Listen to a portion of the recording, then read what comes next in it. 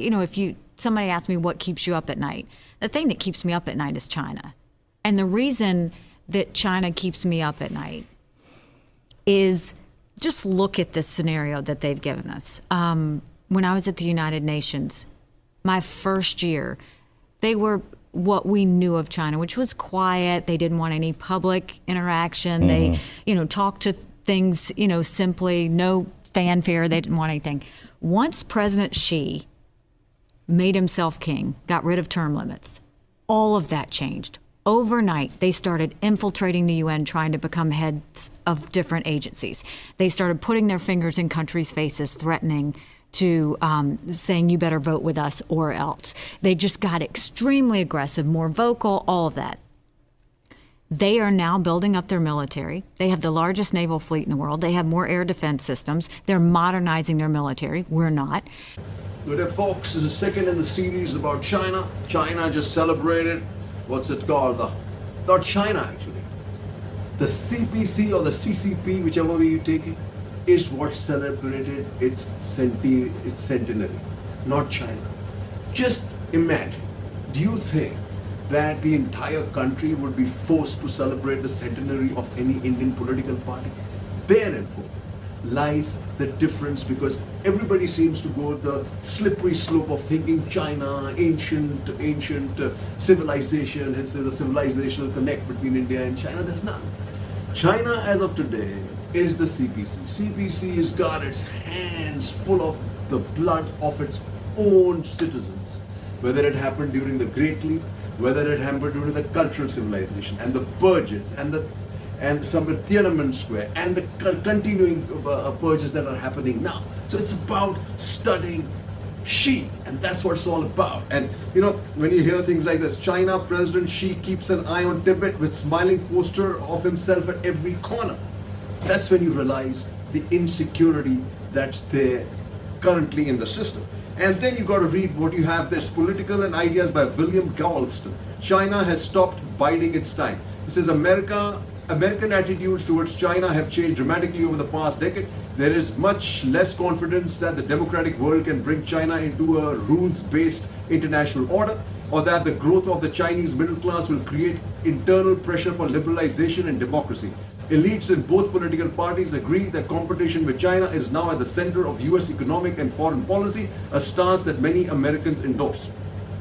Mr. Xi's strategy rests on 5 pillars. First, he has moved aggressively to take back authority over every industry in his country. Economic actors that have been increasingly independent, especially in technology and consumer services, have been reined in, and he is pressing the private sector to hand over all its data. Second, Mr. Xi has established technological superiority as a core national goal. Third, Mr. Xi has upgraded his defense forces and extended their reach. Fourth, Mr. Xi is using China's economic clout to extend its diplomatic reach. Although the Belt and Road Initiative has yielded mixed results, developing countries and autocratic governments welcome the absence of the environmental and governance requirements that other nations impose. Finally, and most ominously, Mr. Xi has deployed the full force of Chinese nationalism to support the reassertion of his country's power and to complete its reunification. It's done with Hong Kong, next is Taiwan and Arunachal Pradesh. And then you have, and as the leaders of democratic alliances on what we can do to strengthen ourselves. Recent bipartisan moves in the House and Senate to increase investment in important technologies are a promising start, folks. Here then we have, what does Kanti Bajpai write? On China, Modi returns to the Indira area. Bandwagoning with China is unacceptable to India. Over 70 years, India's strategy has been to either negotiate or to balance. Though India's China policy has always been a blend of these two, negotiations has dominated in 2 eras and balancing in another 2 eras. And this is the era of balancing. What does he say? He says how successful Atmanirbharta will prove to be and how well Quad hangs together is uncertain. What is certain is that after Galwan 2020, India was forced into a policy of greater self-reliance and coalition building against China to counter the growing power gap.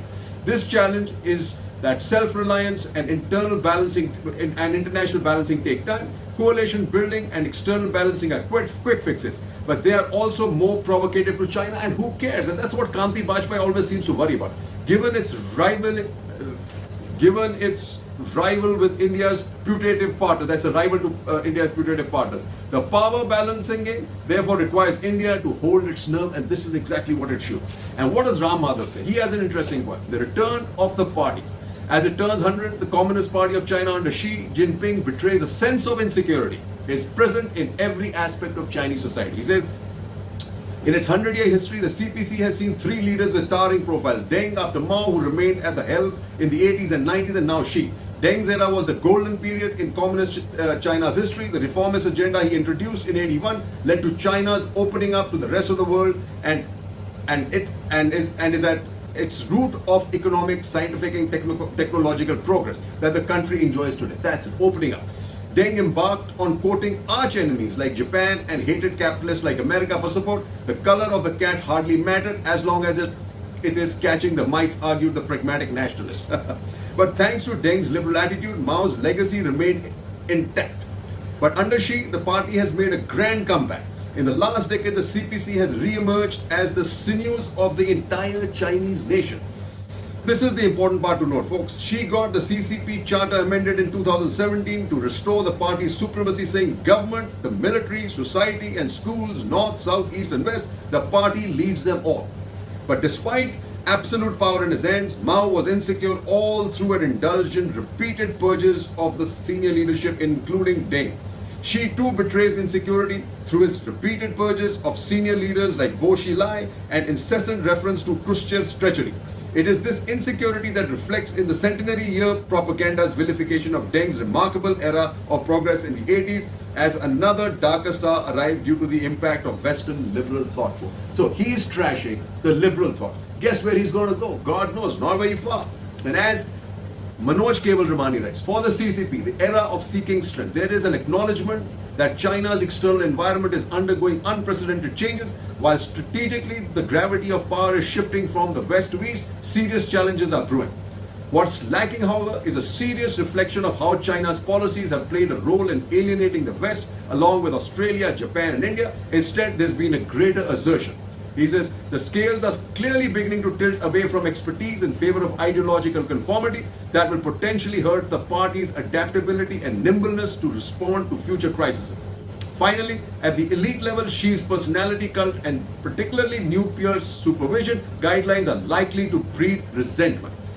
Where the goal of becoming strong conflicts with the desire to grow rich, the party is suggesting that the latter must be sacrificed. Profit maximization cannot be the driving force for enterprise anymore. They must serve strategic ends. As China's technology giants are learning in the quest, no one is too big to be allowed to fail, lest they don't fall in line. And folks, therein lies Xi's biggest contradictions and problems. And for us, we should all know, everybody who's about China, China is the greatest. This, folks, is their biggest impediment. So welcome back, folks. So it's not China, right? It's the Communist Party, and Communist Party is nothing but Xi. So here's what we got. Xi's party. His strong power strategy will have consequences for the Chinese Communist Party and China itself in the coming years. And that's the important part to note. Whatever the political justifications for the CCP's current approach might be, there is little credibility to Xi's decision to discard collective leadership, concentrate all powers in his own hands, and promote a cult around his persona.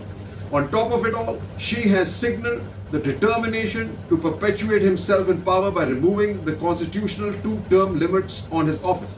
At first glance, these point to the current strengths of Xi, but they might well prove to be the greatest vulnerability of the CCP in the coming decade.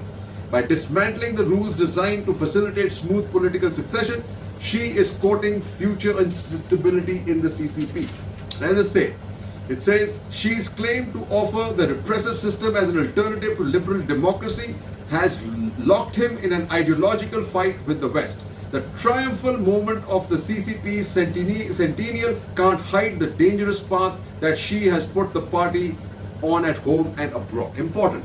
And this guy is a really good guy. Claude Arpi, 100 years of Chinese Communist Party, lessons to be drawn for India. He says, on the eve of the 100th anniversary, millions of party cadres had to take an oath. I support the party's programs, abide by the party's constitution, fulfill my obligation as party's member, implement the party's decisions, strictly observe party's discipline, and never betray the party. There's nothing about the country, folks. Just remember, the party has only been able to survive by using pervasive propaganda. The party is above everything, and the party is always right. The crux of the propaganda is to depict as white what is black and vice versa.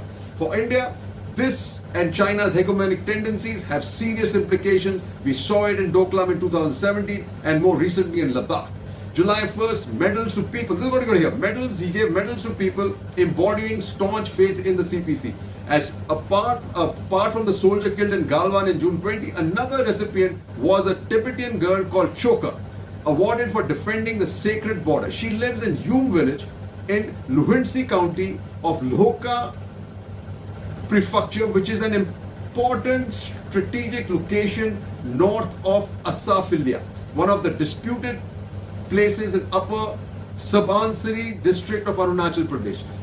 Lutse is the site of a soon-to-be built airport. Longju, a new village built on Indian territory, which was in the news recently, is not far away. It was here in August 1959 that the Chinese attacked an Assam Rifles platoon, making it the first clash between the two armies.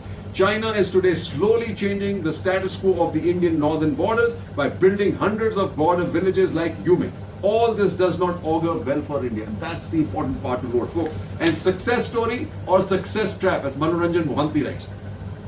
The industrialization drive has, however, persisted, and China remains the world's top carbon emitter. Rural-urban income gap has increased, the average urban income being nearly 5 times that of the rural. While better living conditions have greatly benefited the lives of women at home, the employment pattern and political representation in decision-making shows continued patriarchal domination. And what does Vijay Gokhale write? He says, cracks in Fortress Beijing, insularity, inequality, conformity, discord with neighbors, these didn't make America number one. And that's the problem. What are the problem? That first, post-war American politics became less elitist. China is becoming elitist. Second, post-World War II witnessed America dealing with troubled historical issues of race. China, on the other hand, is taking those head on and really brutalizing its race divisions. Third, these were the years where America would open her doors to immigrations drawing in talent. That's not going to happen here. When China's leaders say that the fortress is most likely to be breached from the inside, does it in fact point to their innermost fears about the fragility and brittleness of their vaunted system despite their outward display of confidence? And that is the true fact. It's funny because Vijay Gokhale, I think, and personally, is probably, in my view, took this relationship down the slippery slope without giving the right advice to Prime Minister Modi. But then maybe the Prime Minister doesn't listen anyway. So folks, the closing on the Communist Party written by Arunabh Ghosh, teaches modern history in Harvard. He writes, CCP at 100, great success, big questions. China's technocratic communists want world domination, but political economic tensions about. He says, and since 49, when the People's Republic of China was founded, the CCP and the Chinese state has become increasingly intertwined. It would not be a stretch to say that it is today the most socially entrenched party in the world. Then he says, success and dreams notwithstanding, the CCP is also confronted by a host of new challenges. Common sense and historical experience suggest that the frantic pace of economic growth is unsustainable. Already the strategies that generated the growth, most notably a reliance on manufacturing and exports, are no longer tenable. These include rapidly aging population, ever-increasing inequality, criminal strategies of ethnic homogenization, most notably in Xinjiang, and an increasingly belligerent foreign policy. The second is what 100 years later the Chinese Communist Party is at crossroads, written by Sriram Cholia. He says, after taking over CCP in 2012, Xi Jinping has reignited control over the civil society and the private sector and launched a ferocious disciplinary clampdown against corruption. He has revived Mao's glorification and resurrected China's ancient Confucian and imperial traditions to consolidate power. Xi has amended China's constitution to indefinitely remain at the help and be the king. The CCP's fate also depends on a very international community. The global backlash against China's mishandling of COVID-19 and its human rights abuses, and the intent of the US and its partners to halt China's push for global hegemony indicate harder times ahead. He says, but if the CCP forgets its past and fails to reform once again, Xi's third revolution could be a party swan song. And this is where they're headed, folks, and India must take note. Jai Hind.